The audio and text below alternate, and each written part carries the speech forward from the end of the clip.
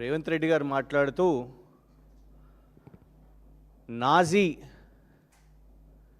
నాయకుడు Adolf Hitler నాకు స్ఫూర్తి, వారి దగ్గరున్న హంతక బృందం అసాసిన్ టీం స్ఫూర్తితో హైడ్రాను ఏర్పాటు చేసినను. గూగుల్ చేయండి నేను ఏమేమి గూగుల్ చేసినానో.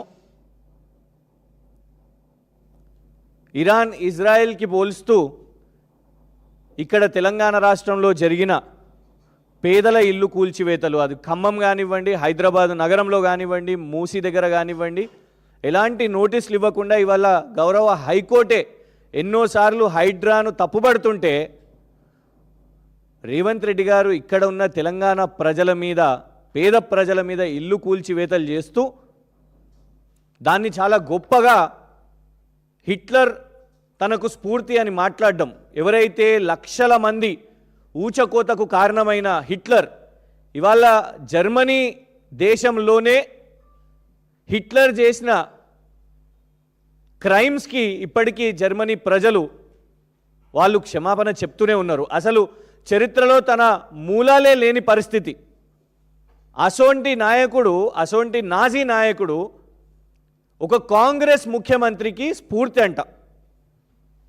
తెలంగాణ రాష్ట్రం సాధించుకున్నది ఆర్టికల్ 3 పార్లమెంటు రాజ్యాంగబద్ధంగా తెలంగాణ రాష్ట్రాన్ని ఏర్పాటు చేసుకున్నది.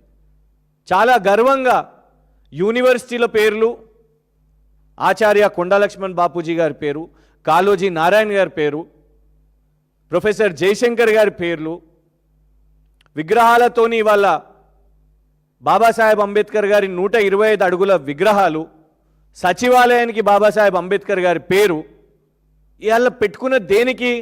తెలంగాణను ఇలాంటి సిద్ధాంతకర్తలు, ఇలాంటి స్ఫూర్తి ప్రదాతలతోని తెలంగాణ ఈ ఆలోచన విధానంతో ముందుకు పోతుంది అని అనుకుంటే రేవంత్ రెడ్డి గారు మాత్రం స్ఫూర్తిగా ప్రభుత్వ సంస్థల్లో ఇవాళ మేము హిట్లర్ తరహాలో హిట్లర్ హంతక బృందాలను మేము తీసుకొని వస్తున్నామని చెప్తారు. ఇవాళ దాన్ని ప్రశ్నించినందుకు, దాన్ని ట్వీట్ చేసినందుకు ఇగోండి ఆదివారం నాడు కూడా పోలీసులు దేనికి పనిచేస్తున్నారు అబ్బా అంటే కేసులు వేయడానికి పనిచేస్తున్నారు. ఇవాళ దీంట్లో ఏమని అంటారు? The video uses provocative language అంట. ఆ వీడియోలో మాట్లాడిన లాంగ్వేజ్ ఎవరిది? రేవంత్ రెడ్డి గారిది కాదా? ఆ వీడియో గురించి ఇవాళ దేశవ్యాప్తంగా చర్చ జరుగుతుంది. ప్రతి ఛానల్లో ఇవాళ అదే చర్చ. ఆ వీడియోలో మాట్లాడింది రేవంత్ రెడ్డి గారు అయితే మా మీద కేసు వేయడం ఏంది? వేయాల్సింది రేవంత్ రెడ్డి గారి మీద కదా. ఇంకా దారుణం ఏంటంటే దాని మీద సెక్షన్లు ఇంటెన్షనల్ ఇన్సల్ట్ అంట. ఇంటెన్షనల్ ఇన్సల్ట్ అని ఇన్సల్ట్ ఇవాళ తెలంగాణ ప్రజలను చేస్తున్నారు రేవంత్ రెడ్డి గారు. ఇవాళ రేవంత్ రెడ్డి గారిని ఒక రాష్ట్ర ముఖ్యమంత్రి గింత మూర్ఖంగా మాట్లాడతాడా? అసలు మన దేశం యొక్క పునాదులు ఏంది? భారతదేశం పునాదులు ఏంటిది? మహాత్మా గాంధీ, బాబాసాహెబ్ అంబేద్కర్, పండిత్ జవహర్లాల్ నెహ్రూ గారు, లాల్ బహదూర్ శాస్త్రి గారు, సర్దార్ వల్లభాయ్ పటేల్ గారు, ఇలాంటి ఎంతోమంది నేతల త్యాగాలతోని ఈ దేశం, భారతదేశం నిర్మాణం అయితే రేవంత్ రెడ్డి గారు అడాల్ఫ్ హిట్లర్ అని చెప్పి దేశాన్ని, రాష్ట్రాన్ని అవమానిస్తున్నారు, తెలంగాణ రాష్ట్రాన్ని అవమానిస్తున్నారు. మా మీద కాదు ఇన్సల్ట్ వేయాల్సింది, రేవంత్ రెడ్డి గారి మీద ఇన్సల్ట్ సెక్షన్స్ వేయాలి. ఇంకా దారుణం ఏంటంటే ఇందులో చివరి లైన్ ఏమని రాస్తారంటే ఎస్పీ ఐపీఎస్ హర్షవర్ధన్ గారు Telangana cyber crime department, cyber security bureau అని ఒకటి ఏర్పాటు చేశారు. ఇది సైబర్ క్రైమ్ కాదు, ఇది సైబర్ డ్యామేజ్ కంట్రోల్ బ్యూరో లాగా నడుస్తున్నది. ఇది cyber damage control. Revanth Reddy గారు చేసే వ్యాఖ్యలను ఎవరు కూడా రాష్ట్రంలో ప్రశ్నించొద్దు అని, అది మీడియా వాళ్ళైనా సోషల్ మీడియానైనా ఎవరు ప్రశ్నించగానే ఈ డ్యామేజ్ కంట్రోల్ వస్తుంది. ఈ ఐపీఎస్ హర్షవర్ధన్ గారు ఇమీడియట్గా అక్కడ ఎక్స్కి పంపించేస్తారు. అది ఆదివారం కానీ, ఆదివారమే ఇంకెక్కువ పనిచేస్తుంది ఈ ప్రభుత్వం. అయితే ఇందులో విచిత్రం ఏంటంటే లాస్ట్ లైన్ ఏమని రాశారంటే informing the user could cause them to flee or conceal their identity which would hinder the investigation.